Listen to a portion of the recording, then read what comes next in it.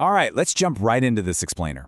Today, we're taking a fascinating ancient text and looking at it not just as history, but as an absolute masterclass in modern crisis management. I mean, whether you are running a scrappy new startup or steering a massive global organization, managing a team that's practically ready to mutiny is, well, it's a universal nightmare. So we're examining Exodus chapter 17 through a completely different lens today. We're going to break the whole thing down as a pure organizational case study to see exactly how a leader navigates a total system-wide failure.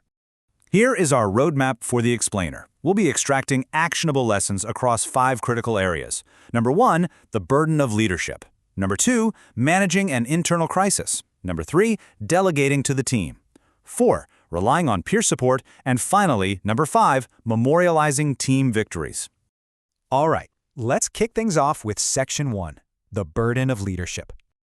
So setting the scene here in Exodus chapter 17, we find Moses leading the congregation of Israel through the wilderness of sin. They've been moving in stages, they finally camp at Rephidim, but there is an immediate, massive operational failure. There is absolutely no water. Now suddenly Moses isn't just facing a logistical puzzle, right? He's got a massive culture problem on his hands. The people are actively quarreling, they're second-guessing the entire mission, and honestly, they're ready to mutiny.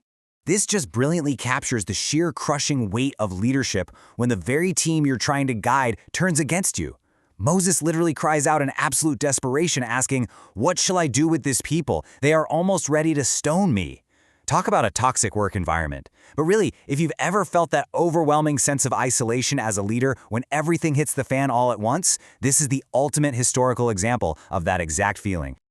Moving right along to Section 2, managing an internal crisis. What's amazing here is that Moses actually models 3 incredibly clear steps for resolving profound internal strife. Step 1, instead of just lashing out at his angry team, he seeks higher direction. He cries out for guidance. Step 2, he doesn't try to fix this alone behind closed doors. He's instructed to take the elders of Israel with him, essentially bringing his senior leadership along for accountability and to bear witness. And then step 3, he executes the solution completely transparently. He takes his staff, goes to the rock at Horeb, and strikes it so water flows out right in full view of those elders. He solves the problem publicly to rebuild that shattered trust. But hey, leadership rarely gives you a day off, does it? The literal moment the internal water crisis is resolved, they get hit by a totally different disaster at Rephidim, a surprise external attack by the Amalekite army. And from a management perspective, this pivot is absolutely fascinating. That internal threat, it required conflict resolution, resource management, and trust building. But an external threat of war, that demands a massive, immediate shift in leadership strategy.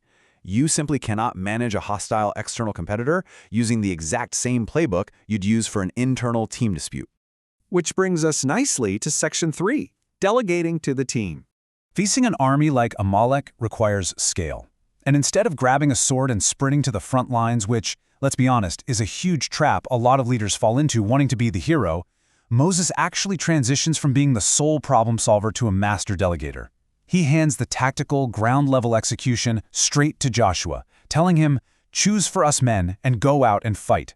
Meanwhile, Moses pulls himself out of the tactical weeds. He takes the staff of God up to the top of the hill for high-level, strategic oversight, and he brings Aaron and Hur with him for structural support. Now let's look at Section 4, relying on peer support. The text describes this incredibly powerful, almost nerve-wracking dynamic happening up on that hill.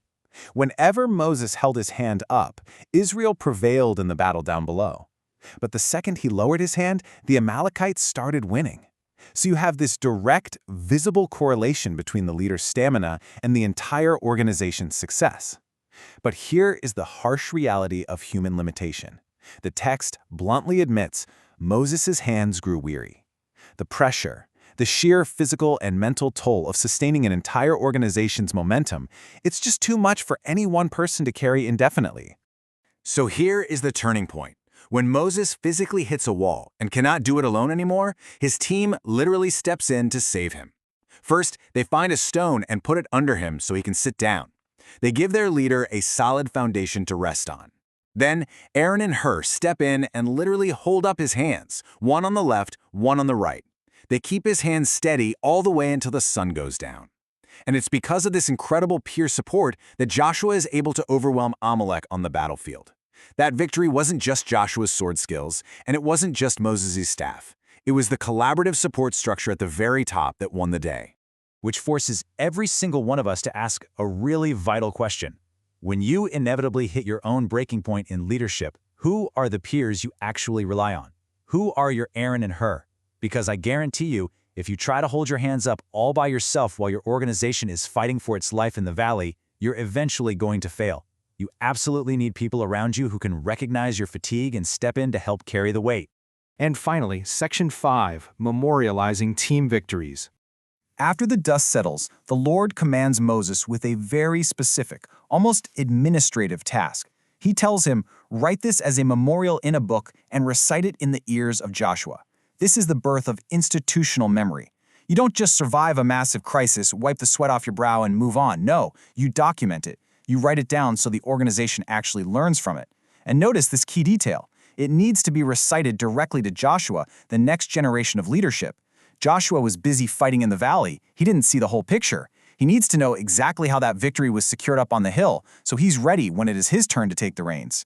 Furthermore, Moses makes absolutely sure they never forget what they went through by physically naming the experiences. Earlier, he named the site of their internal mutiny Massah, meaning testing, and Meribah, meaning quarreling. He doesn't just sweep their organizational failures under the rug, he owns how close they came to totally falling apart. Then, after the external victory, he builds an altar and names it "The Lord is my banner." He is literally creating physical, linguistic markers out of both their deepest internal struggles and their greatest external triumphs. So as we wrap up this explainer, I want to leave you with this final, provocative thought. How are you documenting your own team's history? When your organization barely survives a massive test, or when you pull off an impossible victory, do you just immediately jump to the next item on your to-do list, or do you actually take a minute to build a memorial? Because acknowledging the trials and officially naming the triumphs, that's exactly what builds the culture and inspiration your team is going to need for the battle still ahead. So figure out what your own Massah and Meribah are and use them to build a stronger foundation for tomorrow.